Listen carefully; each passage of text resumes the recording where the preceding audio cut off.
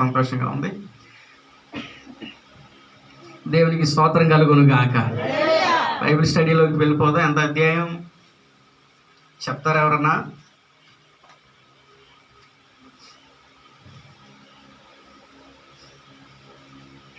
చెప్పే ఉద్దేశం ఉందా లేదా? మా చెప్తారా? చెప్పాలి, చెప్పకపోతే ఎలాగా? మాట్లాడతారా? చెప్తారా?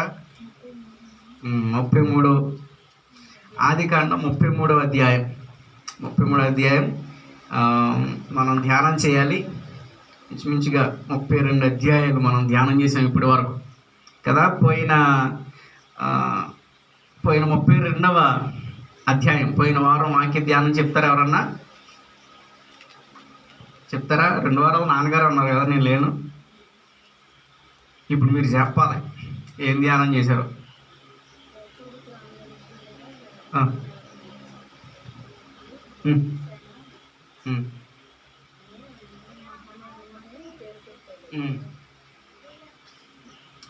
తర్వాత ఏమైంది?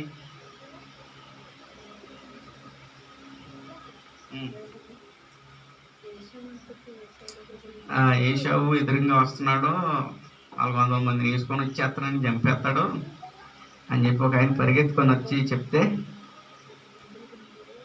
గుంపులుగా విభజించి ముందు చంపేసాడని దాసిల్ని వాళ్ళ సంతానాన్ని పెట్టి, తర్వాత ఏమో లేయా సంతానాన్ని పెట్టి, తర్వాత రాహేల్ సంతానాన్ని పెట్టి, ఈయన బాగా వెనకాలండి అందరినీ ముందెట్టి ఈయన మాత్రం వెనకాలండి ఏం చేశాడు చెప్పండి? వెనకాలండి ఎగ్బోకు రేవులో ఉండి పెనుగులాడాడు దేవునితో కదా. ఇదేనా ధ్యానం చేశారు? అదేనమ్మా ఆ మూవానోళ్ళు గట్టిగా దేవుని స్తోత్రం చెప్పండి. ఇదేనా గట్టిగా అంటే మీ దృష్టిలో అదేనమాట. కొంచెం సలసలగా ఉంది. నేను భయపడ్డాను నిజంగానే. వాతావరణం బాగాలేదు. ఏంటి అసలు మొత్తం హైదరాబాద్ కొట్టుకుపోతుందట. తెలంగాణలో మొత్తం 9 జిల్లాలు హై అలర్ట్ అంట. ఇందాకే మధ్యాహ్నం న్యూస్లో చూశాను నేను. మన ఏలూరుకు కూడా భారీ వర్షాలు ఉన్నాయని న్యూస్ చూశాను నేను. ఏలూరు జిల్లా, మనదే జిల్లా ఏలూరు జిల్లా. నాకు డౌట్ వచ్చింది. కానీ పోయిన ఆదివారం మనం అనౌన్స్ చేశాను నేను ఏమని, శనివారం కూడా ఆరాధన ఇక్కడే అని. అది కాకుండా ఇంకోటి అన్నా, అదేంటో చెప్పండి. వర్షం వచ్చినా, తుఫాన్ వచ్చినా, అందరూ కొట్టుకుపోయినా ఇక్కడే అన్నాను కదా. విశ్వాసంతో ఏం చేయాలో తెలియక పోయిన శనివారం పోయాం, అది ఆదివారం పోయాం. మళ్ళీ ఇక్కడ మొహమే చూడాల. మధ్యాహ్నం వచ్చి చూస్తే ఎట్టి ఎగిరిపోయినాయి. మనం కట్టిన అదే పిచ్చుకుడు ఎత్తే అదే అంటారు కదా, సామెత చెప్తారు కదా, ఏదో పందిరెత్తే పిచ్చుకులు వచ్చి పడేసినాయి ఏదో అంటారు కదా. సో మా పరిస్థితి అలాగైంది. ఏం చేయాలి అని ఆలోచించుకొని ఏదో చేసేయాలనుకున్నాం కదా. నెల లోపల ఏదో చేసేయాలనుకున్నాం కదా. ఏం చేద్దాం ముందు నెల కాదు, పాస్టర్ గారు పక్కన వచ్చే నెల కంటే నెల కాదు, ఇప్పుడేంటో చూడండి. ఇప్పుడు నెల దాకా వెళ్ళారు మీరు, రూపు కోసం నెల దాకా వెళ్ళారు మీరు. నెల దాకా కాదు, ఇయ్యాలేంటో చూడండి అని అంటే, సరే ఏలూరు వెళ్ళి ఒక మ్యాట్ తెచ్చి మళ్ళా కడదామా, మళ్ళీ అది ఎగిరిపోద్ది వచ్చే వారానికి.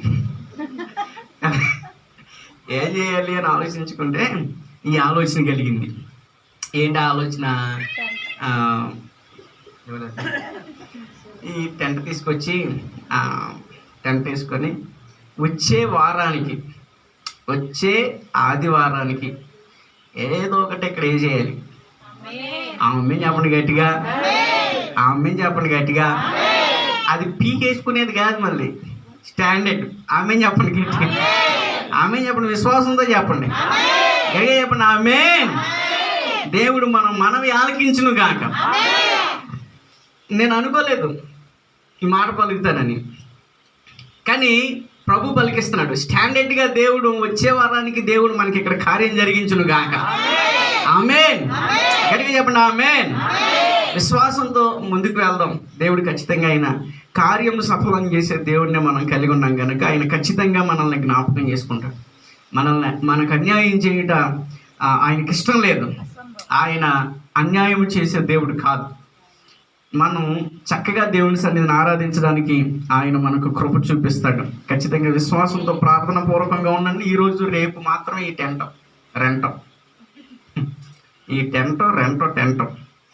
సో అందుకే ఈరోజు రేపు మాత్రమే. మరలా వచ్చే ఆదివారానికి మనం ఏదో ఒక నీడ వేసుకుంటాం ఖచ్చితంగా. ఆమేన్ చెప్పండి. 33వ అధ్యాయం ఆదికాండం ఈరోజు మన ధ్యానాంశముగా 33వ అధ్యాయాన్ని మనం ధ్యానం చేస్తూ ఉన్నాం. ప్రారంభం నుంచి ఒకసారి రివైండ్ చేసుకుందామా? దేవుడు 7 రోజులు సృష్టి చేశాడు కదా. 6 రోజులు సృష్టి చేసి 7వ రోజు విశ్రాంతి తీసుకున్నారు కదా. మొదలు పెట్టండి. మొదటి రోజు ఏం చేశాడు? భూమి ఆకాశములను సృజించాడు. తర్వాత పై జలములని కింద జలములని వేరు చేశాడు. తర్వాత మూడో రోజు వృక్షాలని విత్తనాలు ఇచ్చే ప్రతి చెట్లని మొలిపించాడు. తర్వాత సూర్యచంద్ర నక్షత్రాదులను చేశాడు. ఒకలే చెప్తున్నారు అమ్మా, ఒకలేద్దరు కాదు, అందరు చెప్పాలి. మొదటి రోజు ఏం చేశాడు? భూమి ఆకాశాలని. రెండో రోజు ఏం చేశాడు? పై జలములు కింద జలములు వేరు చేశాడు. మూడో రోజు ఏం చేశాడు? వృక్షాలని ఫలవృక్షాలని విత్తనాలు ఇచ్చే ప్రతి చెట్టుని మొలిపించాడు. తర్వాత 4వ రోజు ఏం చేశాడు? సూర్యచంద్ర నక్షత్రాదులను చేశాడు. 5వ రోజు ఏం చేశాడు?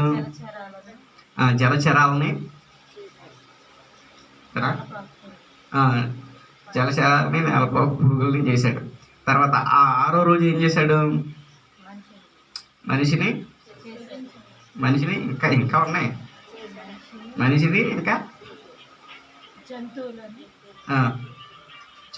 జంతువుల్ని అడవి మృగాలని చేశాడు. 7వ రోజు విశ్రాంతి. తర్వాత 2వ అధ్యాయం ఏదైనా తోట, ఎన్ని నదులు? 3 నదులు. వాటి పేర్లు చెప్తారా? ఎవరైనా గుర్తున్నాయా? యూఫ్రటీస్ ఆగరది. Pishon, Gihon, Euphrates. హిద్దికేలు ఇంకోటి ఉంటుందిగా, 4 నదులు కదా. ఇంకో పేరు రాసుకోలేదా? హిద్దికేలు ఉంటుంది ఇంకోటి. ఆఖరిని యూఫ్రటీస్ ఉంటుంది. తర్వాత దేవుడు నరుడు ఒంటరిగా ఉండటం మంచిది కాదని వానికి సాటి అయిన సహాయంగా ప్రక్కటెముకని గాఢ నిద్ర కలిగజేసి ప్రక్కటెముకని తీసి భార్యను చేశాడు. అక్కడికి 2వ అధ్యాయం కంప్లీట్ అయింది. 3వ అధ్యాయం టైటిల్ చెప్పండి ఎక్కడి నుంచి అమ్మా? అబ్బా భలే చెప్పింది పాప. చూసి చెప్పిన వారి కన్నా చూడక చెప్పిన వారు ధన్యులు. ఆమె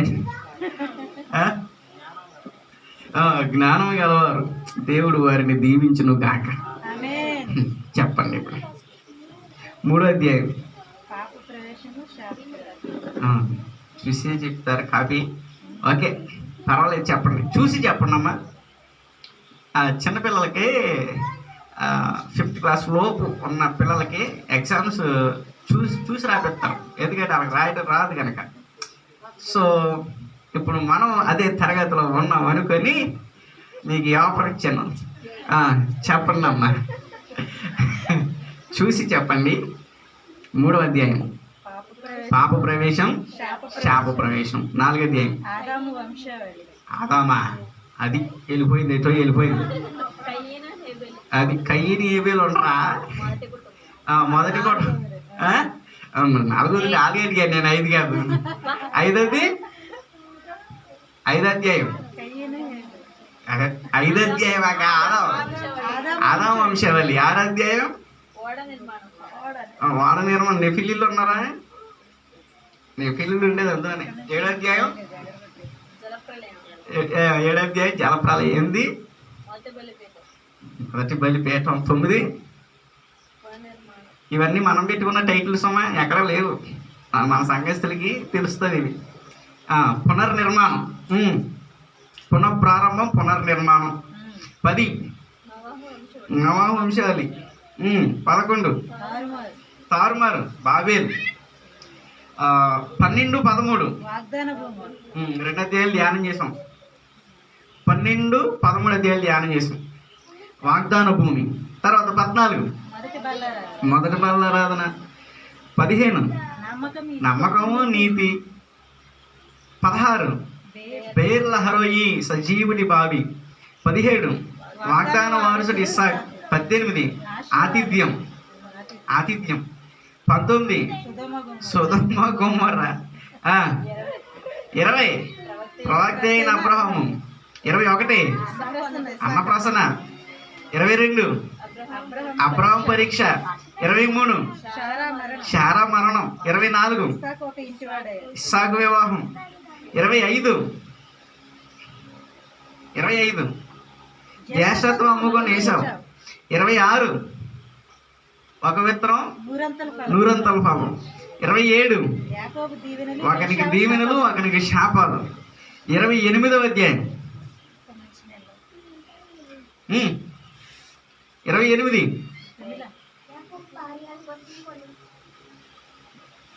అమ్మా. 28 అమ్మా. బేతేల్ దేవుని మందిరం. 28 బేతేల్ అనగా దేవుని మందిరం. 29 యాకోబు వివాహం. పెండ్లి కోసం 14 సంవత్సరాల కొలు. తర్వాత 30 విస్తరించబడుతున్న యాకోబు సంతతి. 31 పేరు పెట్టి. ఏ పేరు పెట్టలేదా? మన 2 వారాల ఏ పేరు పెట్టలేదా? మీరు లేరా? నువ్వు లేవాక ఉన్నవాళ్ళు ఎవరమ్మా? నేనుండాలేనయ్యా.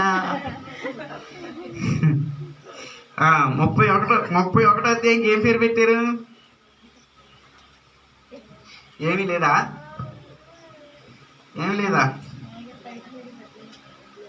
అన్నయ్య ఏమీ లేదా? అసలు ఎవరు చెప్పలేదా? 32 మాత్రం యాకోబు ఆశీర్వాదం. ఓకే, సైలెంట్ ఉరుక్కు పడతాం. 32 అధ్యాయంలో యాకోబు ఆశీర్వాదం, ఎబ్బోకు రేవు ఆశీర్వాదం. ఓకే, తర్వాత 31 మర్చిపోయాం కదా. 31 ఏంటి?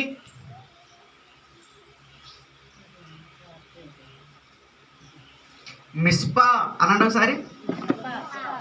మిస్పా అనండి ఒకసారి. మిస్పా అంటే దాని అర్థం ఏంటి తెలుసా మీకు?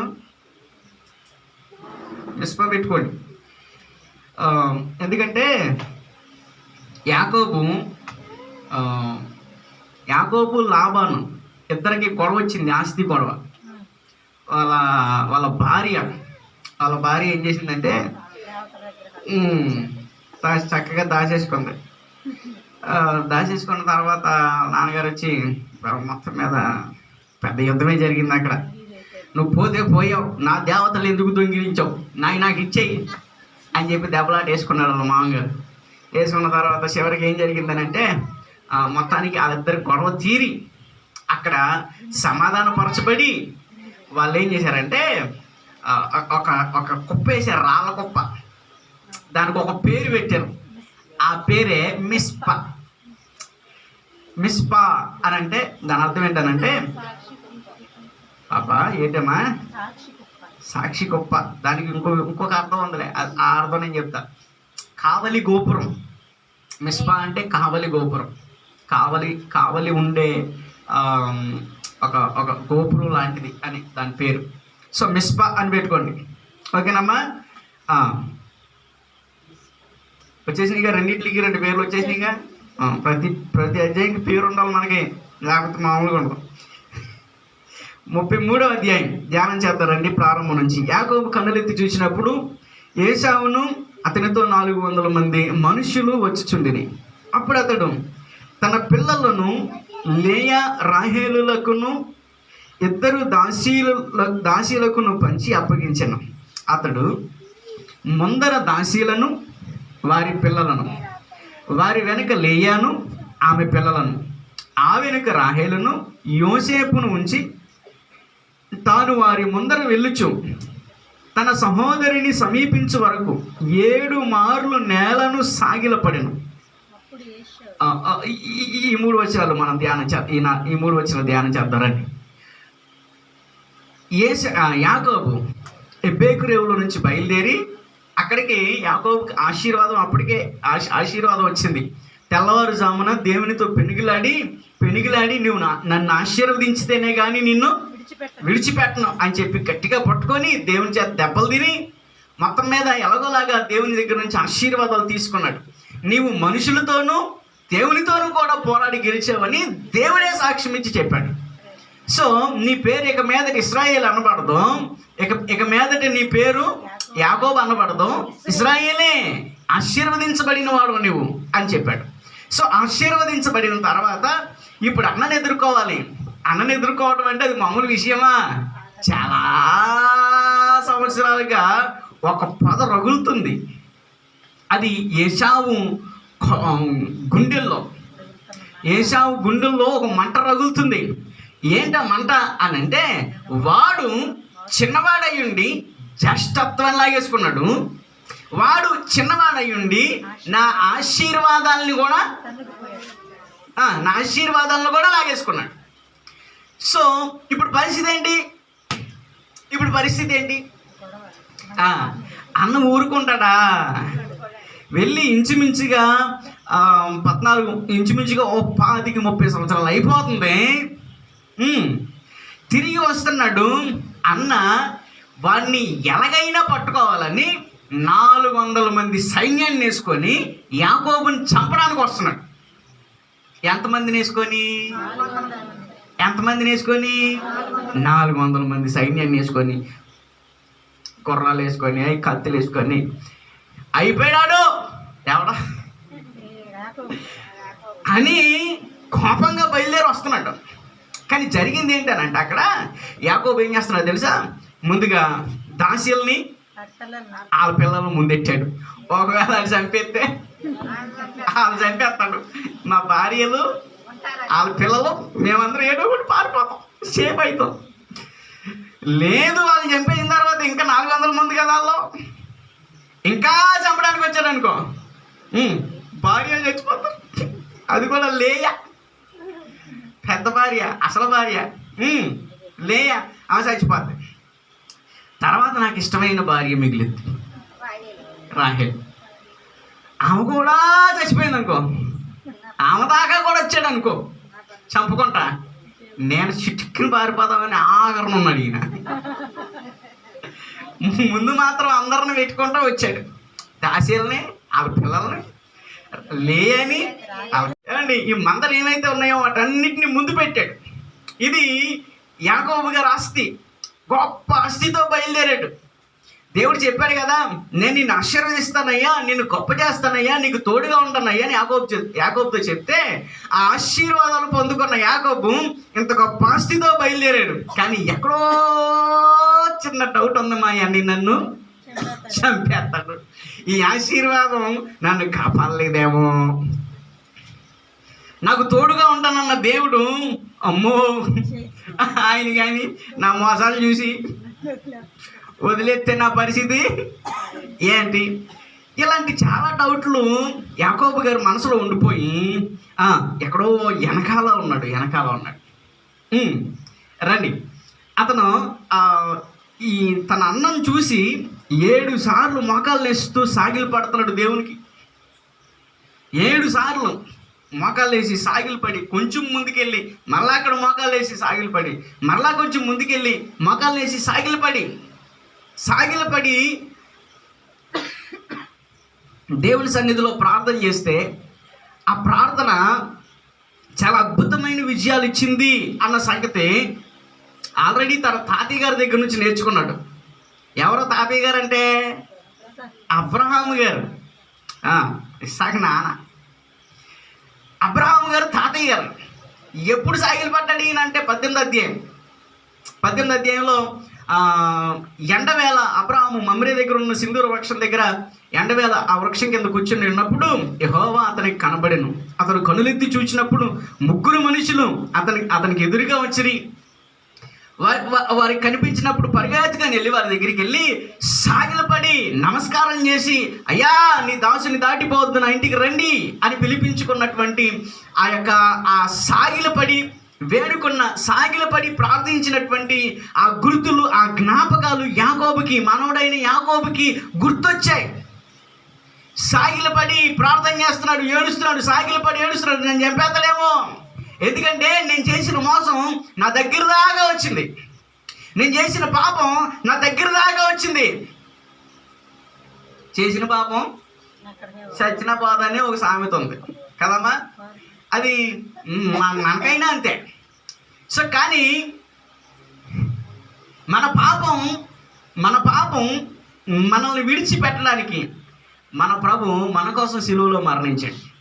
ఆయన పరిశుద్ధ రక్తాన్ని చెందించాడు. గట్టిగా దేవునికి స్తోత్రం చెల్లించండి ఒకసారి.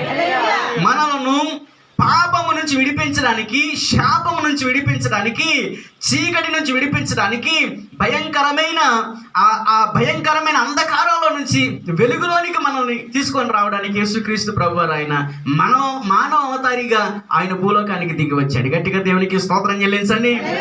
హల్లెలూయా, హల్లెలూయా. ఆయన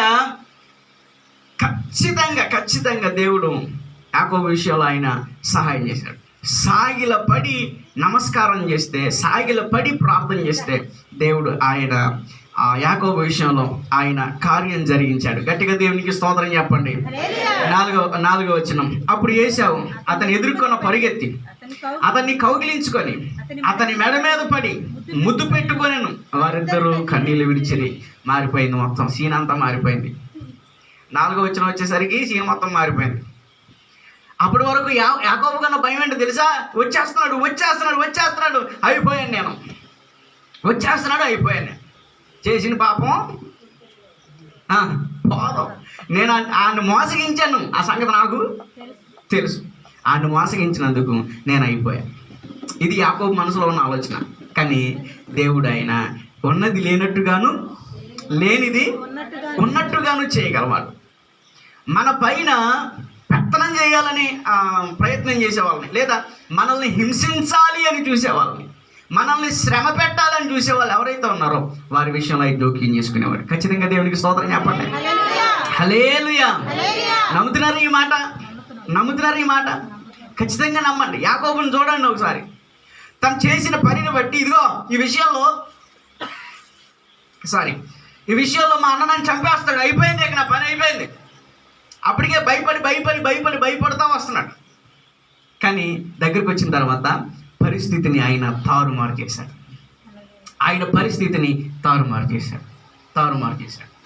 ఏంటా తారుమారు అని అంటే అప్పటి వరకు కోపంగా వచ్చిన అన్న, అప్పటి వరకు కత్తులతో వచ్చిన అన్న, అప్పటి వరకు పగ పెంచుకొని ఆ పగతో బిక్కిరి రగిలిపోతున్న అన్న దగ్గరికి వచ్చి కౌగిలించుకున్నాడు. గట్టిగా దేవునికి స్తోత్రం చెప్పండి ఒకసారి. ఎంతటి ఆశీర్వాదం ఇది! చాలా అద్భుతమైన ఆశీర్వాదం. చావు దాటి వెళ్ళింది. ఒక్క అడుగు దూరం. దావీదు గారు ఎలా చెప్తారు కదా, ఒక్క అడుగు దూరం మాత్రమే ఉంది నాకు చావుకి ఒక్క అడుగు దూరమే అన్నట్టుంది ఆయన పరిస్థితి ఇప్పుడు దాకా. కానీ పట్టుకొని అన్నదమ్ములు ఇద్దరు ఏడుస్తుంటే అక్కడున్న ఆ సీన్ అంతా వేరు. మీరు ఆలోచన చేసుకోండి ఒకసారి ఇమాజిన్ చేసుకోండి ఒకసారి. ఇద్దరు పట్టుకొని ఏడుస్తున్నారు. అన్నయ్య ఎన్ని రోజులు ఇద్దరు నిన్ను చూసి చంపడానికి వచ్చినోడు, పారిపోవడానికి సిద్ధపడుతున్నాడు. ఇద్దరు పట్టుకొని ఏడుస్తున్నారు అక్కడ.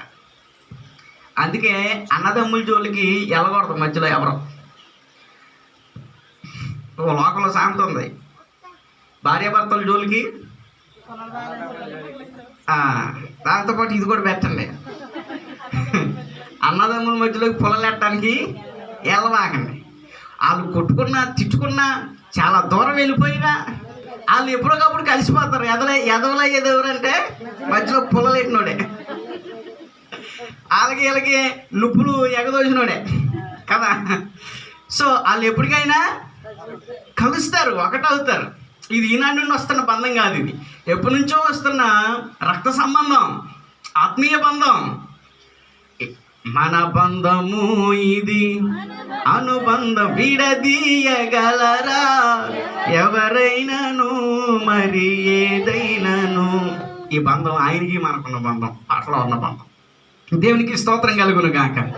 హల్లెలూయా. వారిద్దరూ కన్నీళ్ళు విడిచారు, ఏడ్చారు, పట్టుకొని కౌగిలించుకొని. అనయా ఎన్ని రోజులు అయిపోయిందో చూసి కన్నీళ్ళు వచ్చేసినాయి. ఆగలే, దుఃఖం ఆగలే, ఏడుపు ఆగలే, ఏడ్చారు బాగా. 5వ వచనం, ఏసావు కన్నులెత్తి ఆ స్త్రీలను పిల్లలను చూచి వీరు నీకేమి కావాలని అడిగినందుకు వారు అతడు వీరు దేవుడు నీ సేవకునికి దయచేసిన పిల్లలే అని చెప్పారు. ఇంతమందిని చూసి మరి మనోడు ఒక్కడే కదా వెళ్ళింది. ఎంతమంది వెళ్ళారమ్మా? నాన్నగారి దగ్గర నుంచి వెళ్ళింది ఒకడే. కానీ వచ్చేటప్పుడు మాత్రం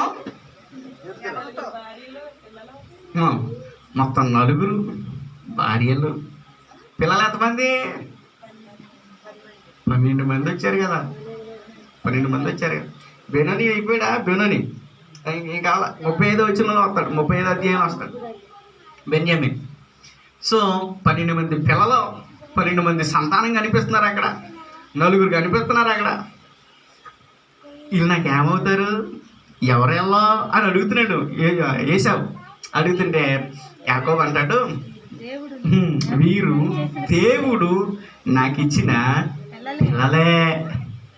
అమ్మో తమ్ముడా, నువ్వు మౌలుడు గెత్తమ్లా. ఎంతమంది పిల్లలు? 12 మంది. 12 మంది పిల్లల, మళ్ళీ 4 2 భార్యలు, 2 దాసీలు. దేవుడు నిన్నంత ఆశీర్వదించడారా? మళ్ళీ ఆస్తి చూస్తే మామూలుగా లేదు, మందల ఆస్తి. మందలు పట్టుకుపోయాడు మామగారి దగ్గర నుంచి. అమ్మ మామగారి దగ్గర ఉన్నప్పుడు కూడా దేవుడు యాకోబుని మరీ విస్తారంగా ఆశీర్వదించాడు. గట్టిగా దేవునికి స్తోత్రం చెప్పండి ఒకసారి. ఇంకా క్రిందకి చదువుతారండి. 6వ వచనం, అప్పుడు ఆ దాసీలు వారి పిల్లలను దగ్గరికి వచ్చి సాగిలపడి, లేయాయు ఆమె పిల్లలను దగ్గరికి వచ్చి సాగిలపడిరి. ఆ తర్వాత యోసేపును రాహేలును దగ్గరికి వచ్చి సాగిలపడిరి. ఏశావు నాకు ఎదురుగా వచ్చి నా గుంపంతు ఎందుకని అడగగా అతడు నా ప్రభు కటాక్షము నా మీద వచ్చుటకే అని చెప్పాడు. ఇప్పుడు ఎందుకే నాకు డౌట్, అది ఇప్పుడే వచ్చింది, దానికి మీరు జవాబు చెప్పాలి. చెప్తారా చెప్పరా? చెప్పరమ్మా? ముందు ఏనండి.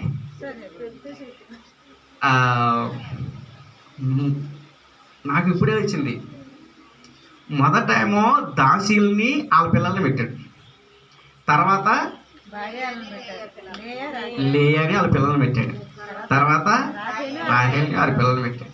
ఈయన ఎక్కడో వెనకాల ఉన్నాడు. వాళ్ళ అన్న వస్తున్నాడని పారిపోయే మనస్తత్వం కలిగినోడు వాళ్ళందరికన్నా ముందు ఎక్కడున్నాడు? కౌగిలించుకున్నాడంట.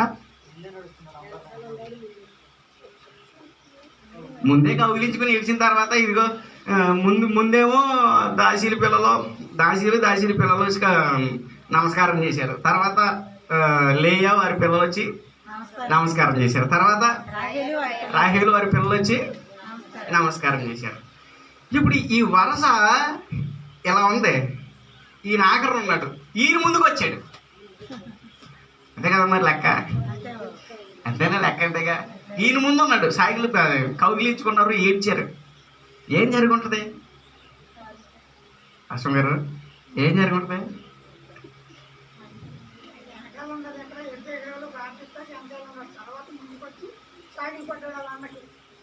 ఎబ్బేగ్రీల దగ్గర వెనకాల ఉన్నారా?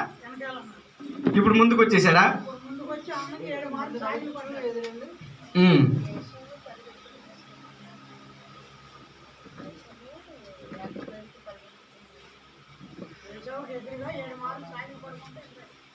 ఏసావుకి ఎదురుగా ఒకసారి మనం వెనక్కి వెళ్దాం. ఒకసారి మనం వెనక్కి వెళ్దాం, తెలిసిపోద్ది.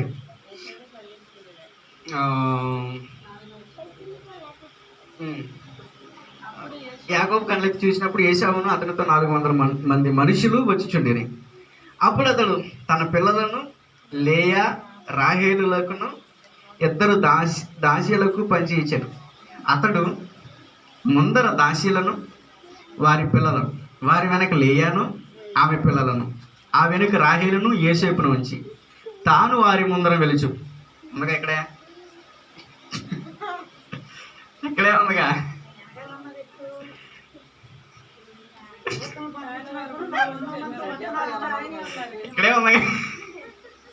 ఇక్కడే ఉందిగండి. తాను వారి ముందర వెలుచు. అన్న పరిగెత్తుకొని వచ్చాడు, వీళ్ళు కౌగిలించుకున్నారు. అయితే ఇప్పుడు ఈ మధ్యలో ఏదో చిన్న తేడా జరిగింది. ఏంటి ఆ తేడా? ఈ 7 సార్లు మోకాలు వేసినప్పుడు వీళ్ళు దాటి తెలియకుండానే ముందుకెళ్ళిపోయాడు. అంతేగా, వీళ్ళు దాటి తెలియకుండానే వాళ్ళు ముందుకెళ్ళిపోయాడు. వెళ్ళిపోయిన తర్వాత సాగిలు పడిన తర్వాత ఆ ప్రార్థన చేసిన తర్వాత ఆ ప్రార్థన పనిచేసింది. సాగిలు పడి ప్రార్థన చేస్తే ఆ ప్రార్థన పనిచేసింది. వెంటనే అన్నదమ్ములు 2 కలుసుకున్నారు, ఏడ్చారు, కౌగిలించుకొని ఏడ్చారు, ఏడ్చారు. తర్వాత ఇప్పుడు వరుస సరిగ్గా ఉంది. ఈ వెనకాల నుంచి మొదట దాసి 6 పిల్లలు వచ్చారు. తర్వాత లేయా వారి పిల్లలు వచ్చారు, నమస్కారం చేసుకున్నారు. తర్వాత రాహేలు యోసేపు 2 వచ్చారు, నమస్కారం చేసుకున్నారు. ఇంకా 8 ఈ గుంపు అంతా ఎందుకని నాకు చెప్తే నీకోసమే అని చెప్పాడు. అప్పుడు ఏసావు, సహోదరుడా నాకు కావలసినంత ఉన్నది నీది నీవే ఉంచుకోమని చెప్పాను. అప్పుడు యాకోబు, అట్లు కాదు, నీ కటాక్షము నా మీద ఉన్నాయా, చిత్తగించి నా చేత ఈ కానుక పుచ్చుకోను. దేవుని ముఖము చూచినట్లు నీ ముఖము చూచి తిని, నీ కటాక్షము నా మీద వచ్చింది కదా, నేను నీ యొద్దకు తెచ్చిన కానుకను చిత్తగించి పుచ్చుకోను. దేవుడు నన్ను కనికరించెను, మరియు నాకు కావలసినంత ఉన్నదని చెప్పి అతని బలవంతము చేసిన గనక అతడు దాన్ని పుచ్చుకొనాను. బలవంతం చేశాక పుచ్చుకున్నాడు. ముందు అన్నాడు, నాకు వదిలే బాబు, నాకు చాలా, నాకు కావలసినంత నాకు ఉంది బాబు తమ్ముడు, నాకేం నీదేం వద్దులే, నీ దగ్గరే ఉంచుకో. కోపం అంతా ఏమైపోయింది, జ్యేష్ఠత్వాన్ని పట్టుకుపోయేలా నా కోపం ఏమైంది?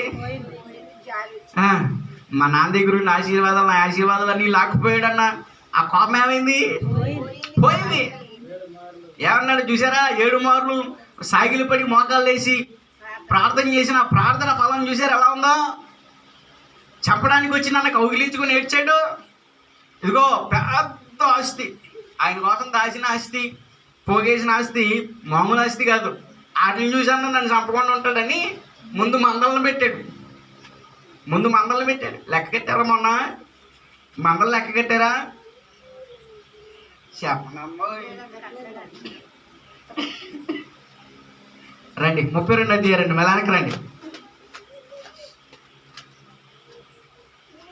6వ వచనం నుంచి క్రిందకి, 11వ వచనం నుంచి కింద చెప్పండి.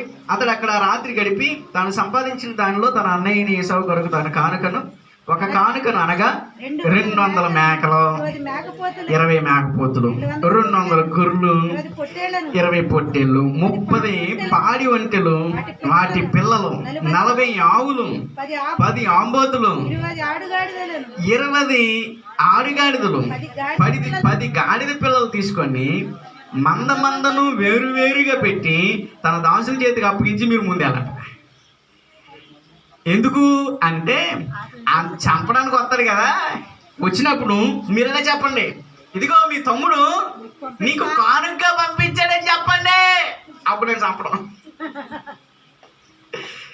చూడండి తెలివితేటలో 200 మేకలు. 200 మేకలు అంటే ఎన్నోటి అమ్మా? ఇదొకటి సరిపోద్దా? ఇది చాలదు,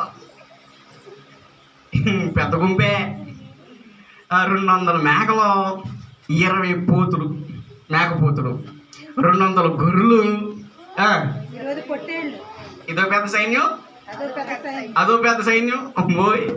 తర్వాత 30 పాడి ఒంటెలు అట్ల పిల్లలు. తర్వాత 40 ఆవులు. ఆబోతులు అంటే ఏంటి? ఎద్దులు. వాటి పేరు అదే, ఎద్దులు. మన దగ్గర అంబుత అంటాగా, అదే దాని పేరు, ఎద్దు. ఎద్ద అంటాం కదా, ఎద్దు అనేది మనకు తెలిసి అంబుత అనే దానికోసం చెప్తున్నా. అదే ఎద్దు. ఎన్ని ఎద్దులు?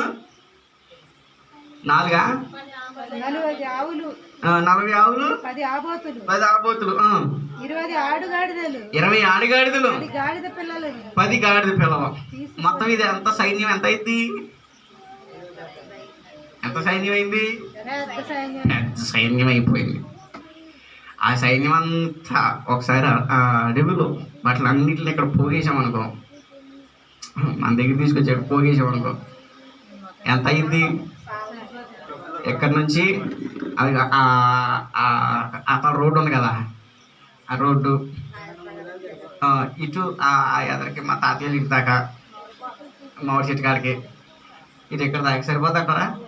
ఇంకా సాదా? ఇంత మందం చూసిన తర్వాత ఎవరికైనా ఈ నీకే అని అంటే ఎలా ఉంటుంది? ఆడు పోతే పోయాడు కానీ ఇవన్నీ బలి ఇచ్చాడు అని తీసుకొని పోతాం సైలెంట్గా. కానీ యేసేపు ఏం చేశాడు తెలుసా? వాటిని తిరస్కరించాడు.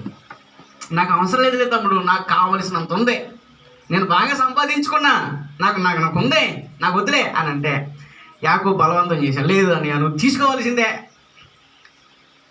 తీసుకోవాల్సిందే, సర్లే అని తీసుకున్నాడు. తర్వాత ఇంకా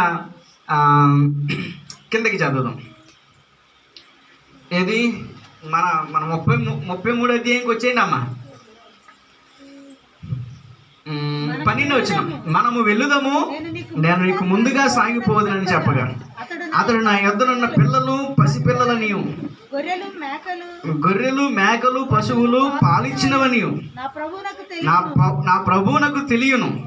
ఒక దినమే వాటిని వడిగా తోలిన ఎడల ఈ మందంతి చచ్చును. నా ప్రభువు దయచేసి తన దాసునికి ముందుగా వెళ్ళవలెను.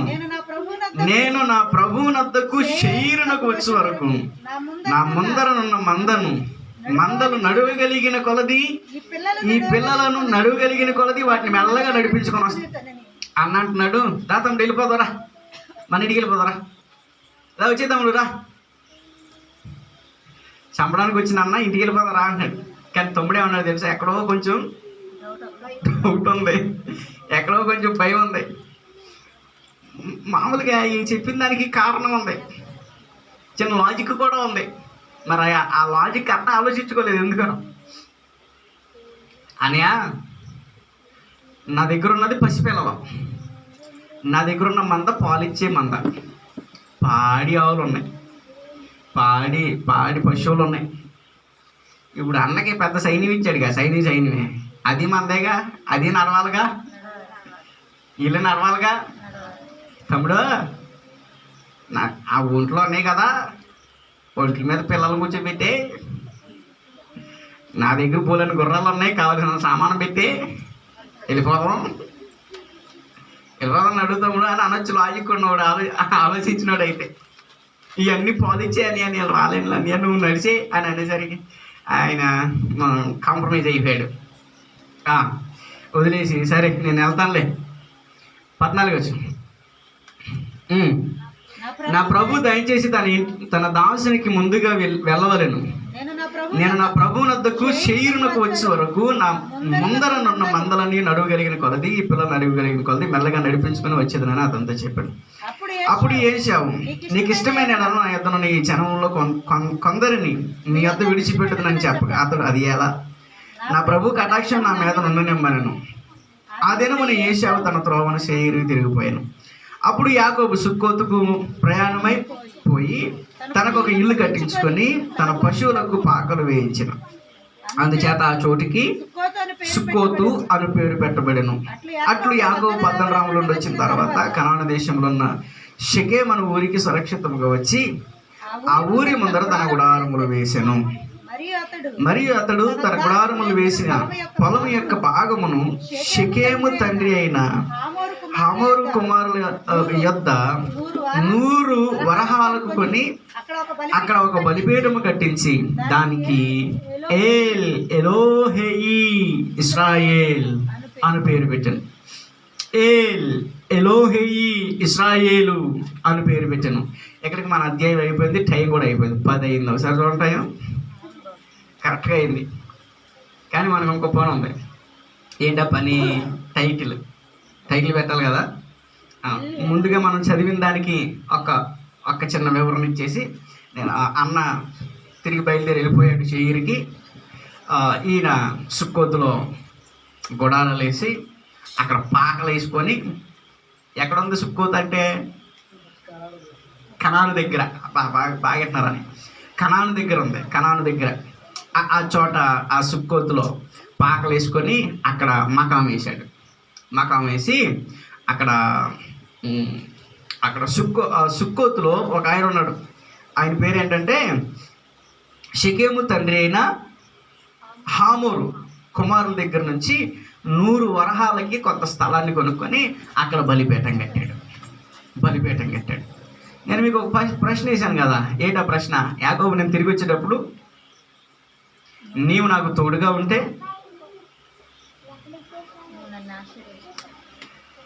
ఇప్పుడు దొరికారు మీరు. దీనికి ఆన్సర్ చెప్పండి, అప్పుడే ముగిస్తా. వెళ్ళేటప్పుడు ఆయన హారానికి వెళ్ళే మార్గంలో రాత్రి చీకటి పడింది.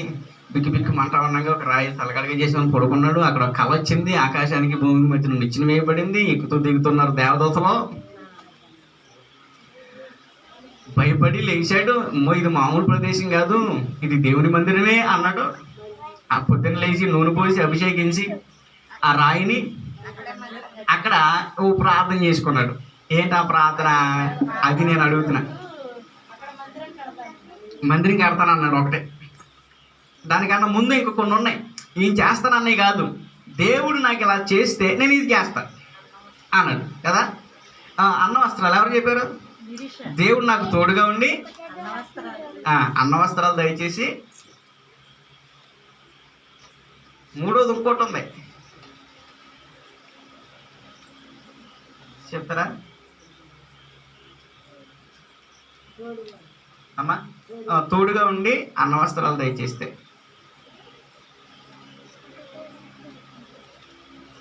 ఒకటి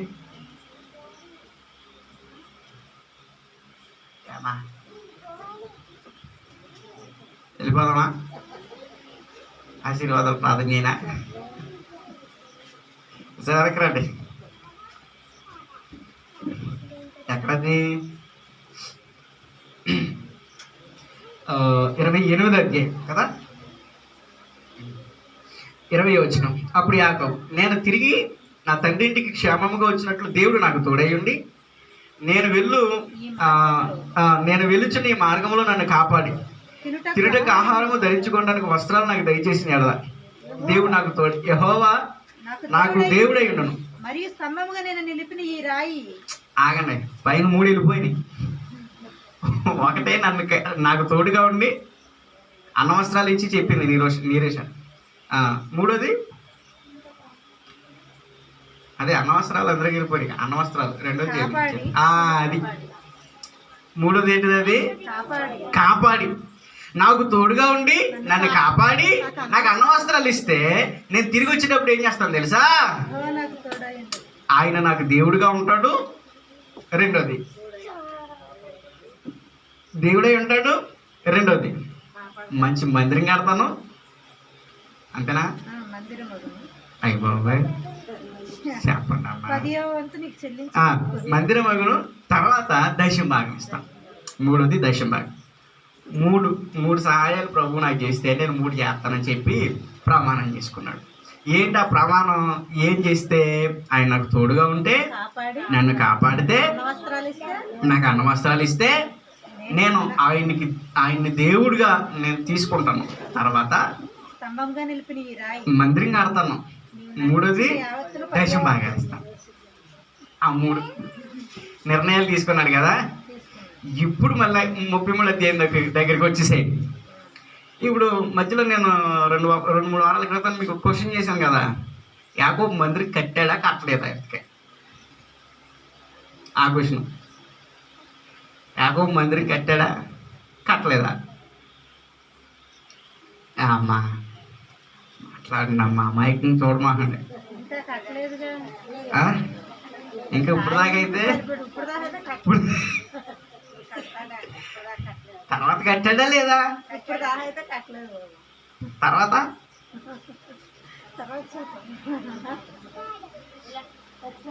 ఇప్పుడైతే సుక్కోతు దగ్గర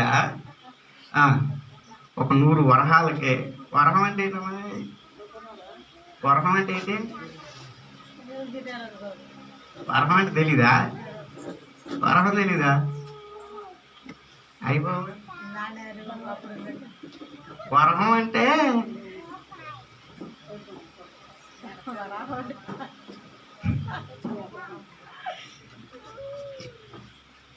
ఏంటది? వరహం అంటే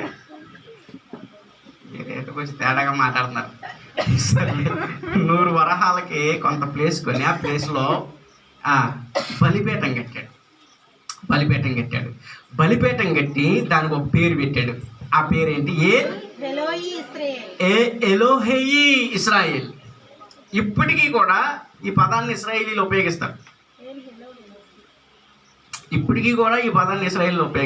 మన యుద్ధాలు జరిగిన తర్వాత కూడా వాళ్ళు పండగలు చేసుకునేటప్పుడు, పార్టీలు చేసుకునేటప్పుడు కూడా ఈ పదాలు ఉపయోగించారు. ఎలోహేయి ఇశ్రాయేల్ అంటే దాని అర్థం ఏంటనంటే ఇశ్రాయేల్ యొక్క దేవుడే దేవుడు. గట్టిగా దేవునికి స్తోత్రం చెప్పండి ఒకసారి గట్టిగా. ఇశ్రాయేల్ యొక్క దేవుడే దేవుడు. ఇశ్రాయేల్ యొక్క దేవుడే దేవుడు. అయిపోయింది. మన ధ్యానాంశం అయిపోయింది. టైటిల్ చెప్పండి. కదే ఇంకంతేగా. ఎలోహేయి ఇశ్రాయేల్. ఒకసారి అందరు గట్టిగా చెప్పండి ఈ మాట. ఎప్పుడన్నా విన్నారా? యెహోవా షమ్మా, యెహోవా షాలోమ్, యెహోవా ఈరే, యెహోవా రాఫా. ఇవన్నీ విన్నాం కదా. ఇది విన్నారా ఎప్పుడన్నా? ఎలోహేయి ఇశ్రాయేల్. ఇప్పటి నుంచి పదం వాడాలి ముమ్మరంగా. ఎలోహేయి ఇశ్రాయేల్. ఎలోహేయి ఇశ్రాయేల్. ఎలోహేయి ఇశ్రాయేల్. ఇశ్రాయేలు దేవుడే దేవుడు. ఈ అధ్యాయానికి టైటిల్ కూడా అదే, ఎలోహేయి ఇశ్రాయేల్. ఒకసారి అందరు లేచి నిలబడదాం.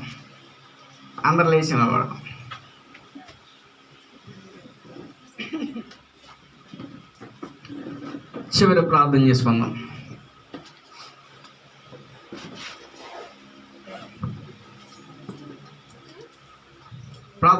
పరిశుద్ధుడైన మా తండ్రి, గొప్ప దేవుడైన యేసయ్య, మీకు స్తోత్రాలు చెల్లిస్తున్నాం ప్రభువా.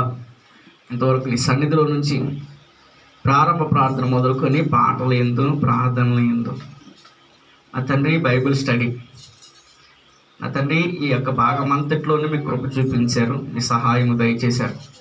మీరు తోడుగా ఉన్నారు. అందుని బట్టి స్తోత్రాలు. మీ సన్నిధిని బలపరచండి, ఆత్మచేత అభిషేకించండి, జ్ఞానం దయచండి. ఈ సన్నిధిలో ఇప్పటి వరకు కూడా శ్రేష్టమైన విషయాలను మేము ధ్యానం చేసాం. యాకోబు 7 మారులు సాగిలు పడితే మరణము, శ్రమ, కష్టము తనకు దీవెనగా మారాయి. అవును ప్రభువా, నీకు సాగిలు పడి ప్రార్థన చేస్తే, నమస్కారం చేస్తే నిశ్చయముగా ఖచ్చితంగా నీవు ప్రతి ఒక్కరి జీవితంలోని కార్యం జరిగించే దేవుడు అని నిరూపించినందుకు స్తోత్రం. మా ముందు కూడా ఒక భయానకమైన, మా శక్తికి మించినటువంటి పని ఉంది. దాన్ని సాధించడానికి సహాయము దయచేయండి. వేడుకుంటున్నామయ్యా, వేడుకుంటున్నాము తండ్రి. జ్ఞాపకం చేసుకోండి ప్రభువా. మా హృదయములను మీ దగ్గర కుమ్మరిస్తూ ఉన్నాం. నీళ్లు పారబోసినట్టుగా తమ హృదయములను యెహోవా సన్నిధిని కుమ్మరించిరి అని రాయబడింది. అవును ప్రభువా, సన్నిధిని మేము చేస్తున్నాం. మా ప్రార్థన మీరు ఆలకించండి, జవాబు దయచేయండి.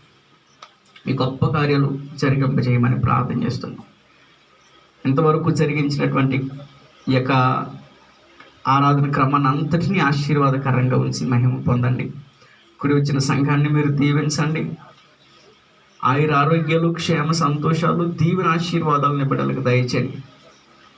దూర ప్రాంతం నుంచి బిడ్డలు వచ్చారు, వారి ప్రయాణాల్లో తోడుకుండమని ప్రార్థన చేస్తున్నాం. మరలా రేపు ఆదివారం మేము ఆరాధనలో కలుసుకొని నేను ఆరాధించేంత వరకు మీ సహాయమును మాకు అనుగ్రహించినందుకు స్తుతులు చెల్లిస్తాం. మా ప్రభువా, మంచి వాతావరణం ఇచ్చినందుకు స్తోత్రాలు. మేము అనుకోలేదు ఇంత చక్కటి శ్రేష్టమైన వాతావరణం మాకు దొరుకుతుందని, కానీ మా చిత్తాన్ని మా ఇష్టాన్ని మీరు నెరవేర్చినందుకు స్తోత్రాలు. రేపు ఆరాధనలను కూడా కృప చూపించి బలపరచండి. వచ్చే ఆదివారానికి నా తండ్రి మీరు పలికించారు, చక్కటి రూఫ్, చక్కటి నిర్మాణం జరగడానికి సహాయం దయచేయమని ప్రార్థన చేస్తాం. గొప్ప తండ్రి, మీ కార్యం జరిగించమని నీకే పాదమును ఒట్టుకు తగ్గించుకుంటూ మీరు కార్యం చేస్తారని స్తుతులు చెల్లిస్తూ యేసయ్య నామమును బట్టి ప్రార్థన అడుగుచున్నాము తండ్రి. తండ్రి కుమార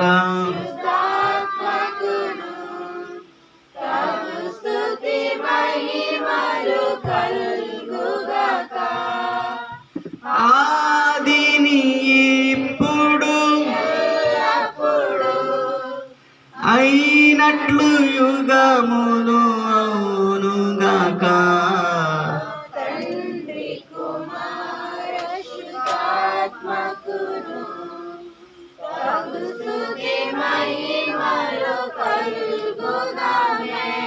మన ప్రభు యేసుక్రీస్తు వారి యొక్క కృప, తండ్రి అయిన దేవుని ప్రేమ, పరిశుద్ధాత్మ యొక్క అన్యోన్య సహవాసం, సమాధానం మనకు, మన కుటుంబాలకు, ప్రపంచంలో పరిశుద్ధ బిడ్డలకు, దూర ప్రాంతం నుంచి వచ్చిన వారికి, కట్టనై ఉన్న నిర్మాణం జరగనై ఉన్న దేవుని మందిరానికి దేవుని కృప, సమాధాన దీవెనలు ఇప్పుడు ఎల్లప్పుడు సదాకాలము ప్రభు తోడుగా అనుగ్రహింపచేయునుగాక.